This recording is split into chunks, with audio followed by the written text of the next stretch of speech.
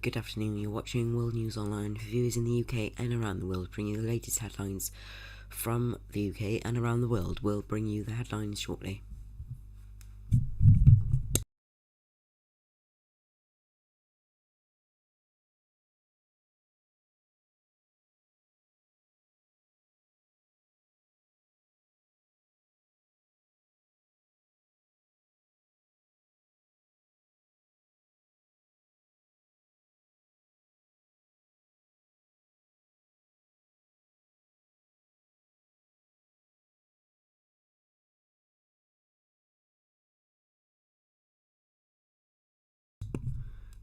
You're watching World News Online. For viewers in the UK and around the world, the headlines.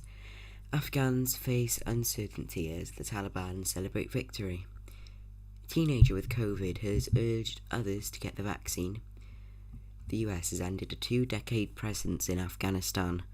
And Geronimo the alpaca has been killed as a 4-year legal battle ends.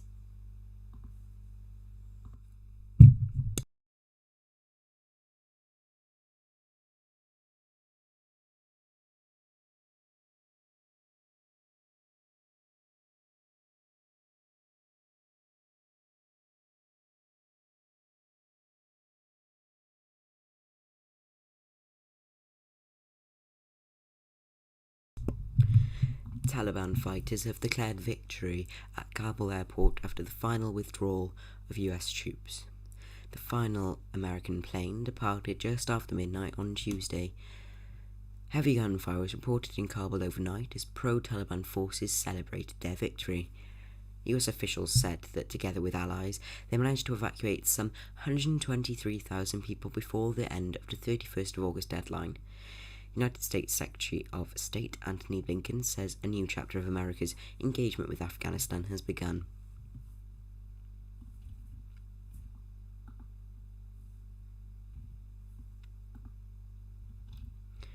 Last night, the US military flight left Kabul, marking the end of a 20-year presence in Afghanistan and America's longest war.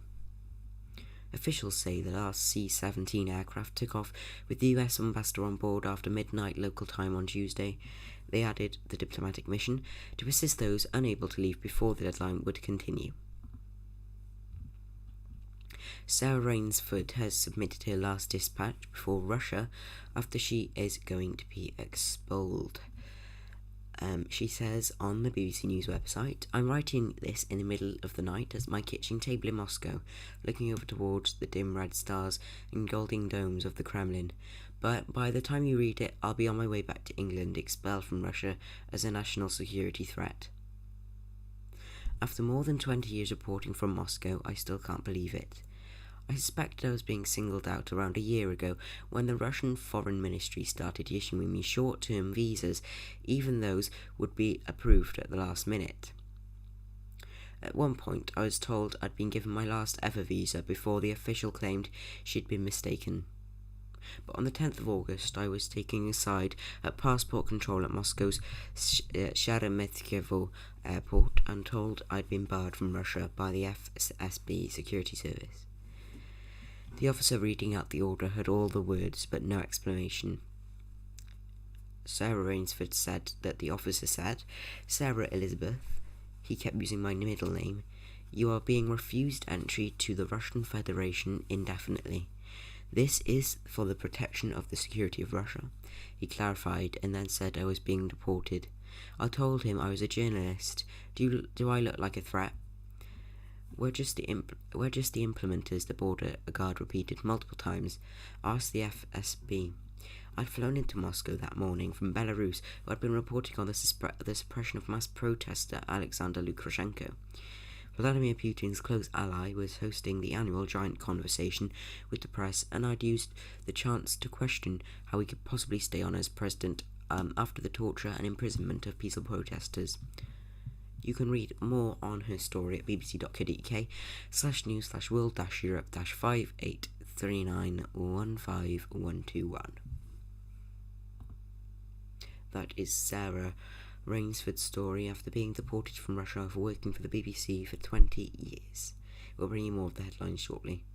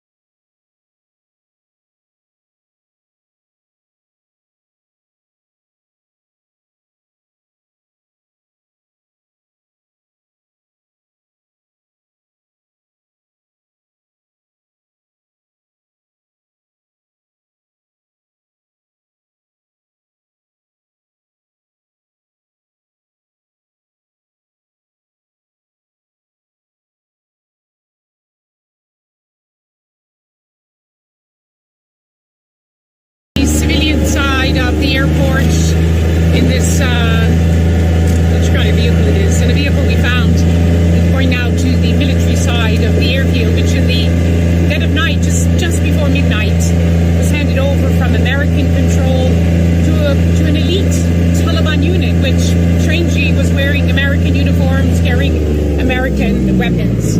Look at the airfield here.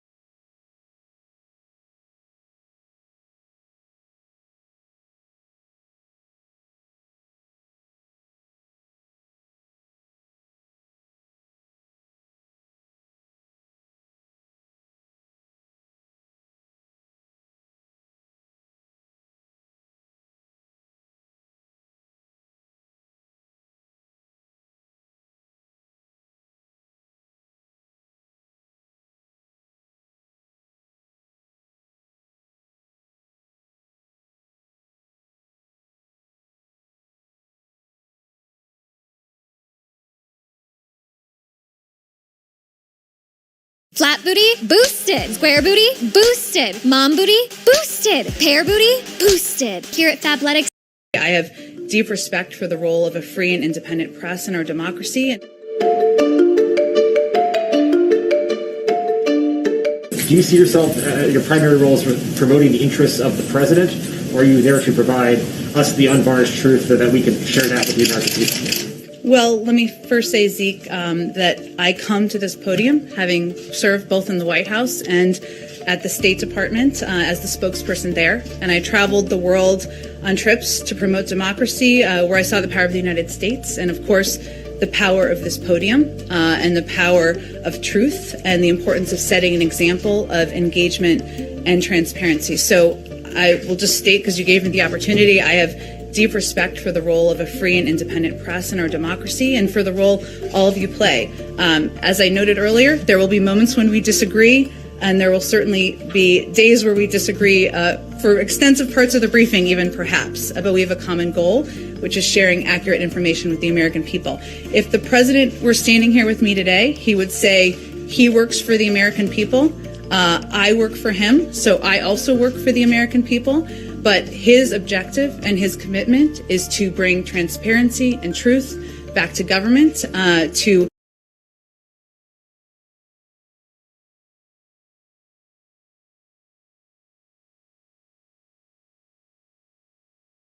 Thank you, Jen. A couple follow-ups on yesterday. The president said he thinks the filibuster is a legacy of the Jim Crow era.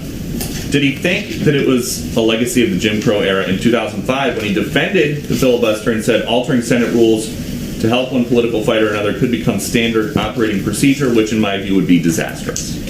Well, Peter, one of the things he talked about yesterday was the fact that between 1917 and 1971, the filibuster was used about 58 times.